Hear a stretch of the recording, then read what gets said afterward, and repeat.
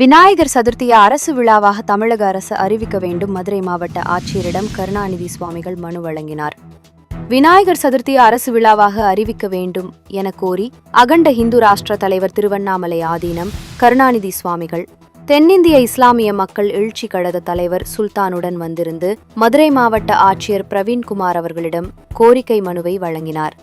அந்த மனுவில் அவர் கூறியுள்ளதாவது: மகாராஷ்டிராவில் விநாயகர் சதுர்த்தியை அரசு விழாவாக அறிவித்து மும்பை, புனே நகரங்களில் அரசு செலவில் பிரம்மாண்ட விழா எடுக்க அந்த மாநில அரசு உத்தரவிட்டுள்ளது. அதேபோல் தமிழ்நாடு அரசும் மகாராஷ்டிரா மாநில அரசை முன்மாதிரியாக எடுத்துக்கொண்டு விநாயகர் சதுர்த்தியை அரசு விழாவாக அறிவிக்க வேண்டும் என அவர் மனுவில் கூறியுள்ளார். கலாம் நியூஸ் செய்திகளுக்காக மதுரை மாவட்ட செய்தியாளர் கனகராஜ். இன்று நான் மதுரையிலிருந்து அகண்ட இந்து ராஷ்டிரோட நிறுவன தலைவர் கருணாநிதி மதுரை மாவட்ட ஆட்சித் தலைவர்களை நேரில் சந்தித்து நாங்கள் ஒரு மனு கொடுத்துருக்கோம். அந்த மனுவில் என்ன சாராம்சம் என்ன சொல்கிறோம்னா, இன்று வரப்போகின்ற அதாவது விநாயகர் சதுர்த்தி விழாவை அரசு விழாவாக கொண்டாடணும் என்று நாங்கள் அவருக்கு மனு கொடுத்துருக்கோம். அந்த மனு மாண்புமிகு தமிழக முதலமைச்சருக்கு பரிந்துரை செய்யணும்னு இருக்காங்க. அந்த பரிந்துரை செய்து நல்ல முடிவு சொல்கிறோம்னு சொல்லியிருக்காங்க. மனு எங்கே கொடுத்துருக்கோம்? மதுரை மாவட்ட ஆட்சித் தலைவரை நேரில் சந்தித்து நாங்கள் மனு கொடுத்துருக்கோம்.